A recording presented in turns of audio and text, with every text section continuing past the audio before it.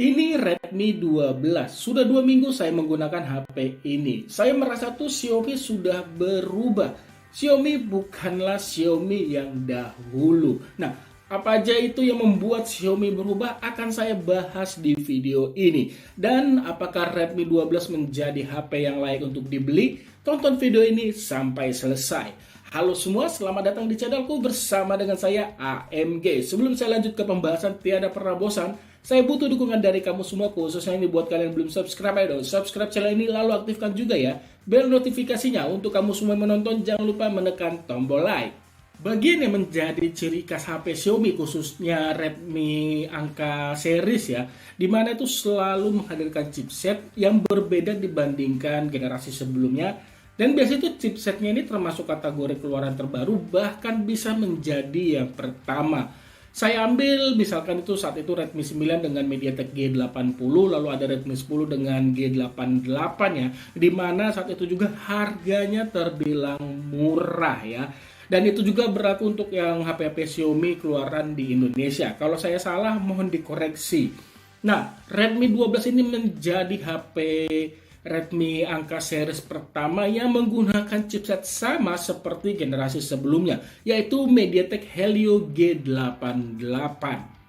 Yang meningkat dari generasi sebelumnya itu pada RAM dan storage. Redmi 12 membawa RAM 8GB, 2GB lebih besar dari generasi sebelumnya, dengan pilihan storage-nya itu lebih besar juga, 256GB dan 128GB seperti unit video ini. Mengenai pilihan storage yang disediakan ya, ini saran saya sesuaikan sesuai dengan kebutuhanmu. Alasannya SIM tray yang dibawa itu hanya 2 slot. Jadi harus memilih mau menggunakan 2 nano SIM card tanpa micro SD atau menggunakan 1 nano SIM card bersamaan dengan 1 micro SD. Perpaduan hardware di atas saya akui masih terbilang mumpuni menjalankan aplikasi-aplikasi ringan yang hits saat ini ya, seperti buka Instagram, TikTok, edit-edit foto, hingga edit-edit video yang sederhana aja. Diajak main game terbilang cukup bisa diandalkan kok. Game-game yang sering saya mainkan seperti Mobile Legends dapat berjalan pada pengaturan refresh rate dan grafik tinggi. Main game ini dalam waktu lama terbilang cukup nyaman, gak terlalu smooth sih ya, jadi agar terasa lebih smooth ataupun lancar, tinggal turunkan saja grafisnya 1 tingkat, yaitu ke sedang saja. Sementara main eFootball 2023 sebenarnya ini bisa dan cukup nyaman dimainkan pada pengaturan grafik high dan frame rate 60 fps. Hanya saja terkadang game itu berjalan kayak kurang smooth ya, khususnya saat ada terjadi operan ataupun umpan jauh ataupun kayak ada perebutan bola gitu. Jadi supaya lebih aman dan nyaman, turunkan saja grafiknya ke netral ataupun medium. Bagian yang paling meningkat dari Redmi 12 dibandingkan generasi sebelumnya yaitu pada material back cover yang disediakan. Kali ini Redmi 12 sudah menggunakan material kaca premium ya, bukan plastik polikarbonat. Dipadu finishing simple dengan desain modul kamera berbentuk boba membuat tampilan Redmi 12 ini tetap terlihat mewah untuk HP entry level. Jika dilihat dari dekat akan menemukan butiran-butiran halus berkilau, dan dilihat dari berbagai sisi akan mengeluarkan pantulan cahaya warna pelangi. Ingat ya, ini khusus untuk yang warna putih. Untuk yang warna lainnya saya tidak paham. Secara keseluruhan desain back cover Redmi 12 itu benar-benar loh terlihat cakep, mewah, khususnya ring silver yang mengelilingi kamera. Kalau buat saya sih ini terlihat benar-benar cakep loh. Warna putih seperti unit saya ini namanya Polar Silver. Kalau mau warna lain ada Midnight Black dan Sky Blue. Tidak ketinggalan juga Redmi 12 sudah disertakan perlindungan IP53. Jadi aman dari debu dan cipratan air. Buat saya ini poin plus ya dibandingkan brand lain di kelasnya.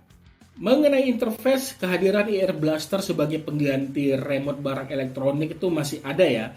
Hanya saja HP ini hanya membawa 1 buah speaker dan 1 buah mikrofon.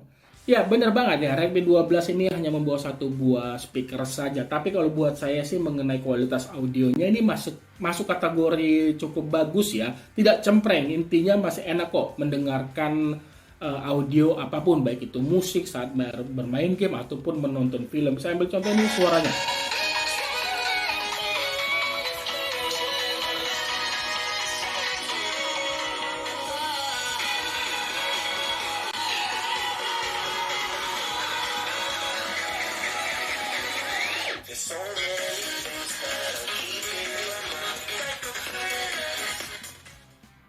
Ya, itu tadi dia contoh untuk suara audio dari speaker yang di bawah Redmi 12. Memang nih powernya nggak kenceng-kenceng banget, tapi masih kategori cukup bagus kok buat saya pribadi.